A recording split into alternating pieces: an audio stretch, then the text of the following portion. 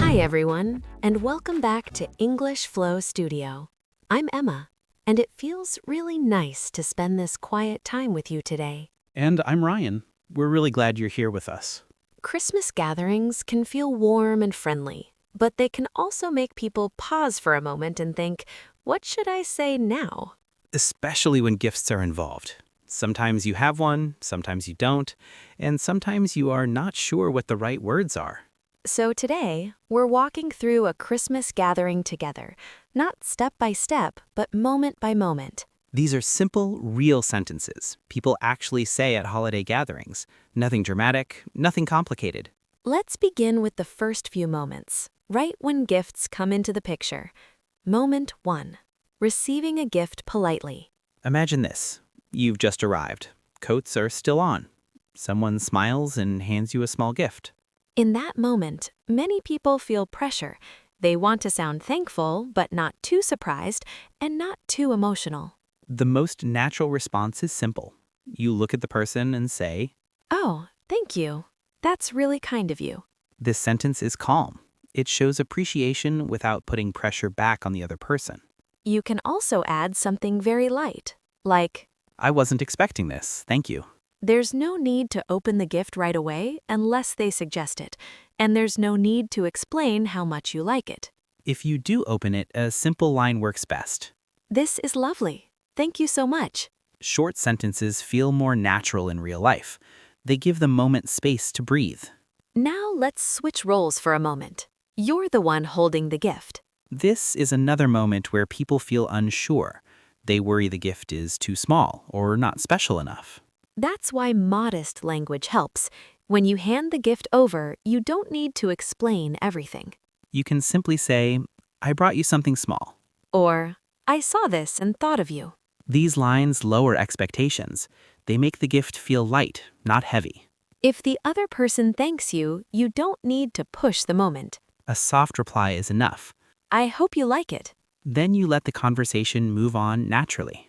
Sometimes, when someone gives you a gift, they say something first. They might smile and say, You shouldn't have. this line does not mean rejection. It's a polite way to show appreciation. The best response is gentle and simple. It's nothing, really. Or, I just wanted to. No explanations, no long reasons. Now let's look at a different situation. You arrive without a gift. This can feel uncomfortable, but it happens more often than people think. A short, honest sentence works well. I'm sorry I didn't bring anything. You don't need to explain your whole day. You don't need excuses. If you want to soften it, you can add, I hope that's okay. Most people will answer kindly. They might say, That's completely fine. and the moment passes.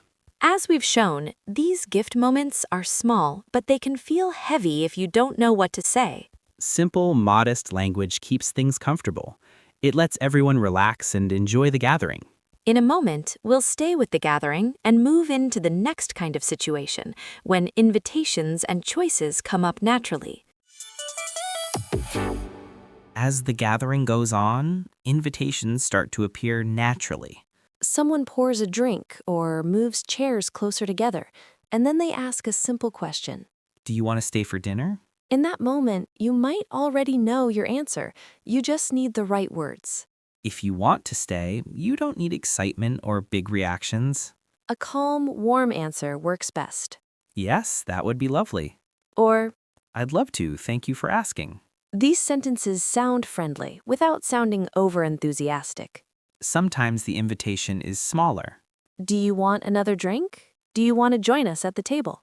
Again, simple replies feel the most natural. Yes, please. Or, that would be nice, thank you. Now let's look at the other side. Sometimes you need to say no. This can feel uncomfortable, especially at Christmas gatherings. The key is to be gentle, not defensive. A soft line like this works well. I think I'll pass this time, but thank you. It shows appreciation and keeps the tone warm. If you want to add a little explanation, keep it short.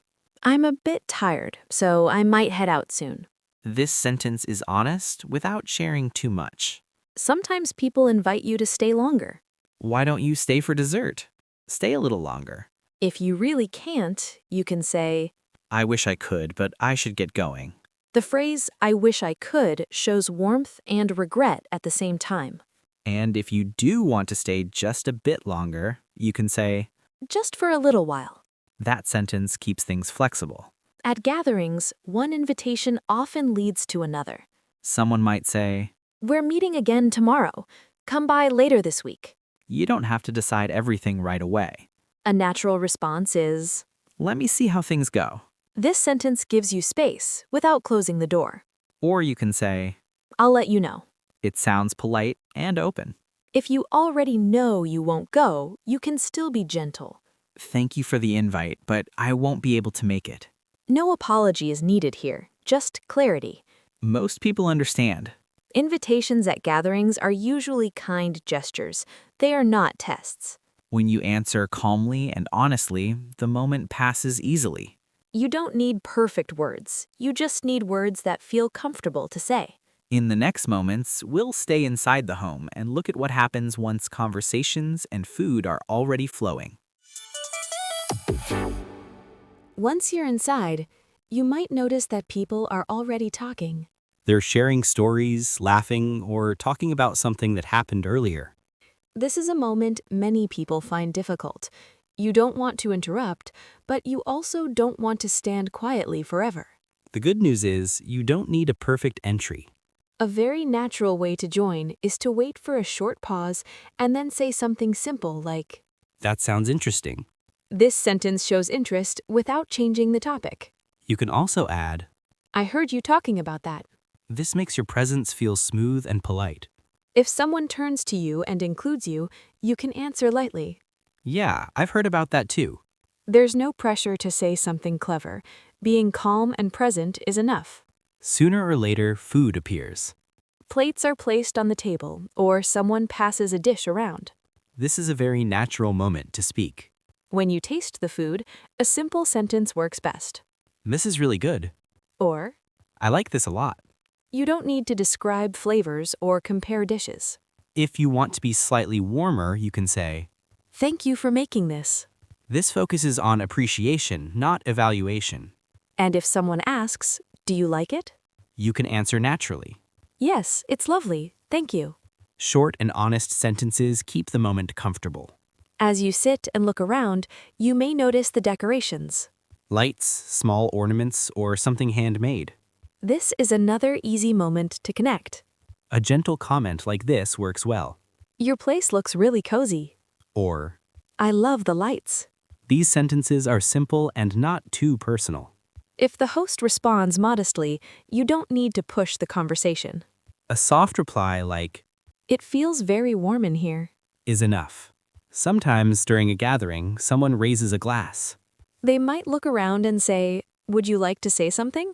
This moment can feel sudden. You don't need a speech. You don't need to prepare. A short, honest line is perfect. I'm really happy to be here tonight. Or, thank you for having us. If you want to add one more line, keep it simple. I hope everyone has a calm and happy holiday. Then you stop. That's enough. People will smile, and the moment will pass naturally. Inside someone's home, most moments don't need big words. They just need small, kind responses to what's happening around you. In the final moments, we'll look at how gatherings end and how to leave with warmth and ease. As the evening goes on, there comes a quiet moment when you feel it's time to leave. Plates are mostly empty. The conversation slows a little. You don't want to rush, but you also don't want to stay too long. This is where many people feel unsure. They don't know how to stand up without feeling awkward. A calm transition sentence helps. You can say, I think I should get going soon.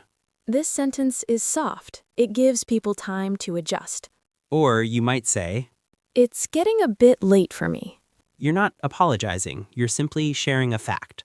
If someone responds warmly and says, Of course. you can add, Thank you so much for dinner. that's enough. There's no need to explain more. The key is not to rush the moment. You stand up naturally, and the gathering begins to shift toward goodbye.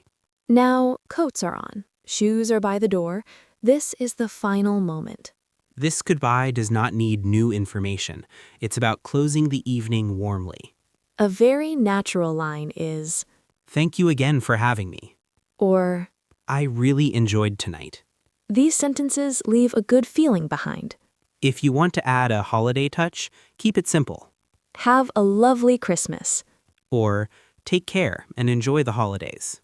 Then you smile, say goodbye, and step outside. The moment is complete. No long explanations, no extra words. Christmas gatherings are made of small moments like these. Receiving a gift, joining a conversation, sitting at the table, knowing when to leave. You don't need perfect English for any of them. You just need calm, natural sentences that feel comfortable to say. We hope these Christmas gathering moments help you feel a little more relaxed the next time you're with people. Thank you for spending this quiet time with us. If you enjoy learning English this way, you're welcome to follow or subscribe so more calm conversations can find you. Take good care, and we'll see you next time.